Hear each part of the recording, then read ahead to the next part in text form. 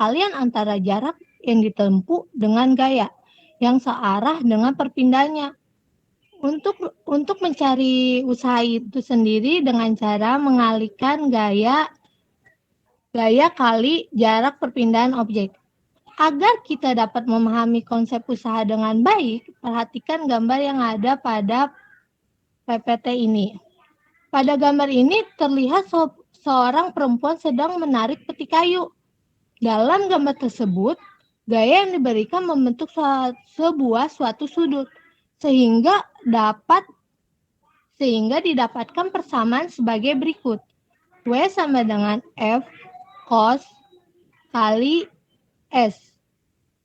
Dalam usaha dapat bernilai positif ataupun negatif, tergantung arah gaya terhadap perpindahannya. Jika gaya yang diberikan pada objek berlawanan arah dengan perpindahan, maka usaha akan bernilai negatif. Sedangkan jika gaya yang diberikan searah dengan perpindahan, maka objek tersebut akan bernilai positif. Usaha juga dapat bernilai 0 jika diberi gaya namun tidak terjadi perpindahan. Ini kayak contohnya seperti kita mendorong tembok. Walaupun kita ngasih udah usaha gitu, tekanan, tapi temboknya nggak mengalami perpindahan. Maka itu dapat dikatakan usaha yang kita lakukan 0, walaupun kita sampai keringat-keringat gitu. Selain itu juga, misalnya gaya yang diberikan tegak lurus dengan perpindahan, maka usaha juga dapat bernilai 0. Next.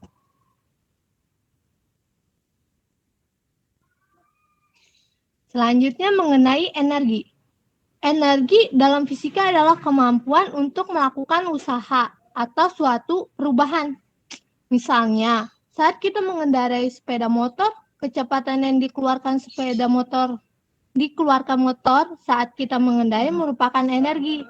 Selain itu, matahari juga dikenal sebagai sumber energi yang diperlukan dalam proses pertumbuhan tanaman dan siklus air. Dalam ilmu fisika, energi merupakan kemampuan suatu benda dalam melakukan usaha. Next. Nih, selanjutnya ini mengenai bentuk-bentuk energi. Di mana di sini ada 3, yaitu pertama adalah energi kinetik, kedua energi potensial, ketiga energi mekanik.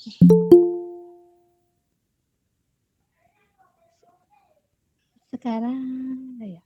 Energi kinetik. Energi kinetik adalah energi yang disebabkan oleh gerak suatu benda yang memiliki massa atau berat.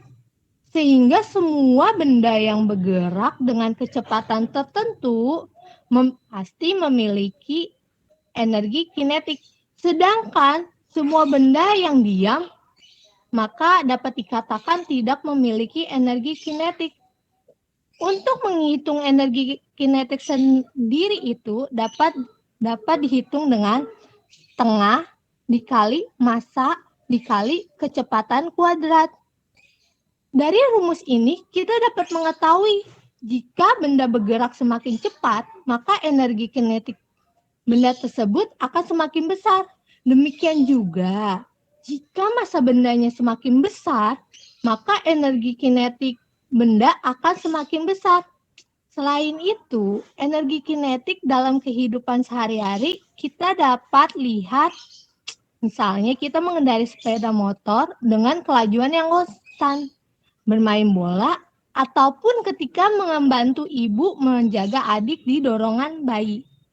Yang kedua itu adalah energi potensial atau energi potensial gravitasi. Adalah energi yang tersimpan pada benda karena kedudukan atau posisi benda terhadap titik acuannya. Biasanya titik acuan ini ketinggian benda diukur dari permukaan tanah. Dari pengertian tersebut, kita bisa tahu bahwa benda yang diam namun berada di ketinggian tertentu akan memiliki energi potensial, sedangkan benda-benda yang bergerak namun tidak saat di ketinggian maka tidak memiliki energi potensial. Untuk menghitung energi potensial sendiri itu dapat menggunakan cara massa dikali gravitasi dikali ketinggian objek tersebut. Dari rumus ini, kita tahu jika posisi benda terhadap titik acuannya semakin tinggi, maka energi potensial gravitasinya juga akan semakin tinggi. Untuk penerapan energi potensial ini dapat kita dapat melihat buah yang tergantung dalam pohon ataupun